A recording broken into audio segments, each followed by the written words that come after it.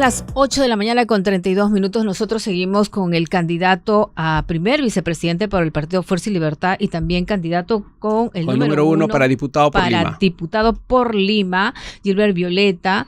Caballito. Del Caballito. Es muy importante el símbolo porque sí, muchos no conocen los símbolos. Es muy difícil recordar tantos nombres y tantos símbolos, ¿no? Fuerza y Libertad es el Caballito. Así es. Hay una crisis energética por el GNB. Ayer el ministro de Energía y Minas realmente dio ante el Congreso unas explicaciones que más nos han asustado que otra cosa, porque luego de 20 años de camisea no tenemos un anillo energético ni un gaseoducto alternativo. Es realmente complicado lo que está pasando y muchos hablan de que no hay una planificación energética, no hay no solamente una seguridad energética en el país que nunca se ha planteado. ¿Cómo es posible que Chile, que no es productor, tenga como 5 ductos para abastecerse y nosotros que somos productores, solo tenemos un ducto? ¿Qué propone Fuerza y Libertad? Sí, primero, Raquel, lo que hay que hacer notar a la clase política y al Estado peruano es que lamentablemente estos temas que son estratégicos para el desarrollo de cualquier país solo se suele tocar cuando termina ocurriendo un desastre o una crisis de coyuntura, ¿no? Como lo que está pasando ahora. Pero tenemos que pensar que a raíz no solo del problema del ducto con la explosión que ha habido y la deflagración por la fuga de gas, hay algo que hacer que nos recuerda que hay una agenda pendiente en materia energética en el Perú, sino además por lo que está pasando en Medio Oriente, porque Medio Oriente está incendiado en medio de una guerra entre Irán, Estados Unidos, Israel y los países aliados de cada uno de ellos, que puede crear una situación de crisis energética mucho más permanente a largo plazo, no solo frente a la coyuntura, sino de mucho más a largo plazo. ¿Qué ha pasado en el Perú en los últimos años en materia energética? Esto es importante también recordarlo. En el Perú se han dejado de hacer inversiones importantes en materia de investigación, de exploración, para poder detectar más gas en el Perú, ¿no? Y el ducto que teníamos, que tenemos, el famoso ducto al sur que se estuvo trabajando, ustedes recordarán, terminó por una famosa denuncia por el caso Odebrecht, plantado en los tiempos del señor, sale con el señor Humala, luego termina en una denuncia por todos estos casos de corrupción que se conoció por la empresa Odebrecht. Y de ahí básicamente tenemos, digamos, la obra paralizada. Nosotros estuvimos en Cusco con Fiorella Molinelli hace unas 2 o 3 semanas atrás y precisamente sin que nada de esto haya ocurrido, lo que veíamos, decíamos, ¿por qué todos estos tubos hasta cuándo van a estar tirados aquí en medio de la nada? Y necesitamos que haya una política energética en el Perú y lamentablemente semanas después termina ocurriendo esta situación. Ahora, Fiorella ha dicho, claro, en este tipo de situaciones lo primero que se necesita es una suerte de comando de crisis, ¿no? Un comando de crisis que sepa manejar estas circunstancias de abastecimiento y todo lo que supone, porque una crisis energética supone que tienes un problema de desabastecimiento y muy bien, no solo cómo abasteces, sino cómo sigues produciendo, cómo retomas la producción y cómo abasteces en los siguientes días. En el Perú, lamentablemente, hemos perdido mucha capacidad de previsión y esto que nos está pasando en estos últimos días, esa es la mejor demostración. Pedro Pablo Kuczynski había hecho una propuesta que yo creo que tiene que ser repensada y era que en lugar de tener ese enorme ducto que cuesta además, que comenzó costando apenas $1.000 millones y en el presupuesto final terminaba costando más de $6.500 millones, él hizo una propuesta distinta. En la línea por donde va el tren, para llevar el gas hacia el sur, por donde pasa el tren hacia el sur, en lugar de hacer un gran ducto, hagamos un ducto más pequeño. Y ese ducto más pequeño perfectamente abastece al sur del Perú, nos abastece además de gas, el gas que viene del Cusco hacia Lima, llega a través de la línea Planta Melchorita, que es el gas de exportación que termina ahí entre Chincha y Lima, y el otro que termina aquí en Chilca para las plantas energéticas, ¿no? de generación eléctrica. Entonces tenemos que pensar en la energía como un factor estratégico para el desarrollo nacional, para la industrialización, para el transporte público y para el transporte privado, pero en general para el desarrollo nacional. Y este es un asunto que en el Perú se ha descuidado y bueno, por estas circunstancias están ocurriendo ahora, ¿no? Y se ha politizado, ¿no? Porque puede ser que un gobierno entre con una idea de política energética o planificación energética y termine ese gobierno, llega uno nuevo y lo deja ahí, cuando esto debe continuar, porque ayer hablábamos con un experto señalar que estas planificaciones energéticas toman 15, 20 años, deben continuar. Sí, y Raquel, cuando uno mira las cifras, la cantidad de gas que tenemos destinado, digamos, para el consumo nacional en el Perú, las proyecciones es que nos pueden durar entre 15 y 20 años más. Algunos dicen 16 años, ¿no? Entonces, la verdad es más o menos el tiempo que nos toma desarrollar más proyectos. No hay tiempo que perder. Mira, lo que ha pasado en los últimos años, el tiempo pasa muy rápido. Y si es que no se hacen proyectos, si no se comienzan a trabajar los proyectos ahora, cuando nos demos cuenta vamos a tener una crisis muy seria en el país. Y ese tipo de cosas, como dices tú, no se pueden politizar, hay que trabajarlas técnicamente. No hay que ser mezquinos en ese tema. Otro punto que está preocupando desde hace meses son a los pacientes de salud, a los médicos mismos y los trabajadores de salud que los hemos tenido acá, que se han reunido incluso con el presidente Alcázar para que saquen al presidente ejecutivo de salud. ¿Qué pasa en el salud y qué propone? Porque no hay medicinas. En la mañana escuchaba a un paciente que le habían sacado un tumor y le han dicho que no hay medicina para él, para los trasplantados, para los que tienen enfermedades raras, entre otros puntos. ¿Qué está pasando en el salud y qué propone Fuerza y Libertad de Fiorella Molinelli? El primer problema que pasa hoy en el salud es que responde a una división de las cuotas políticas que ha habido en el Parlamento cuando se ha negociado con el señor Balcázar, antes con el señor Gerí y antes con la señora Boluarte. Los partidos políticos que estaban en el Congreso se han dividido los ministerios y las principales instituciones. Y por lo que se sabe, esta institución habría caído en manos de APP. Seamos sinceros. Y lo que está pasando es que hay una administración politizada. No hay una administración técnica, no hay una administración, digamos, con conocimiento que trabaje por la gestión de la salud en el Perú, en este caso específicamente de los trabajadores que son los aportantes del sistema.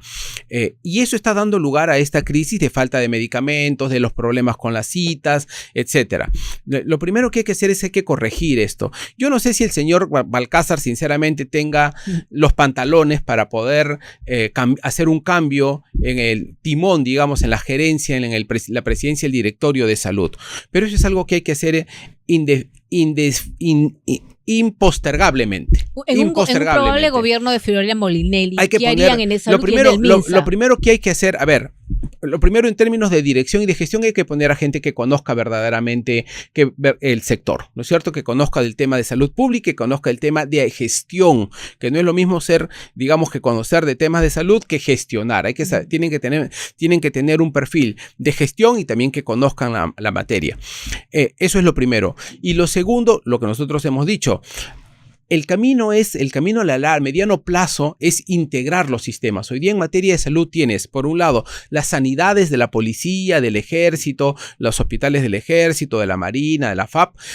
Por otro lado tienes el sistema de salud, todo lo que es el MINSA, y por otro lado tienes el salud que se soporta con el aporte de los trabajadores. Todo este sistema es un sistema fraccionado, cada uno se maneja por su lado, no dialogan, no tienen un sistema de integración. Ahora, para ser realistas es iluso pensar que con una ley agarras y los integras todos, porque tienes muchos problemas administrativos y de presupuesto. Pero ¿qué es lo que sí puedes hacer? Y es lo que Fiorella viene insistiendo. Por ejemplo, puedes tener un sistema único de citas médicas, un sistema único, una sola central de citas médicas a nivel nacional. Tú escribes a través de tu teléfono o llamadas telefónicas o por internet, haces tu cita y el sistema te envía al lugar donde hay cita vacía, donde el médico está disponible para que te pueda atender, ¿no es cierto? Entonces, eso es lo primero, porque el objetivo es la atención médica, el objetivo es el ciudadano, el objetivo es que el servicio llegue a la gente. Entonces, para que el servicio llegue a la gente, lo que tienes que tener son sistemas integrados que te permitan que te puedan atender indistintamente de si se trata, yo soy de la Policía Nacional, sí, pero hay espacio para que me atienda el médico del MINSA en el hospital Almenara. Perfecto, vas al hospital Almenara. O no, hay espacio en el Rebagliati, te atiende el de Rebagliati.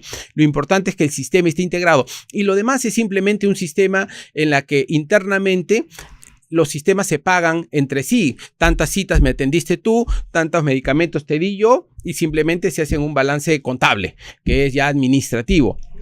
Eso es, digamos, el segundo nivel. El primer nivel es la atención al ciudadano. Aquí hay que pensar en que las políticas públicas, lo que tienen que hacer los gobernantes, lo que tienen que hacer los ministros, lo que tienen que hacer es pensar que todo lo que se hace está en función del servicio al ciudadano, no en función de la burocracia, en función del servicio al ciudadano.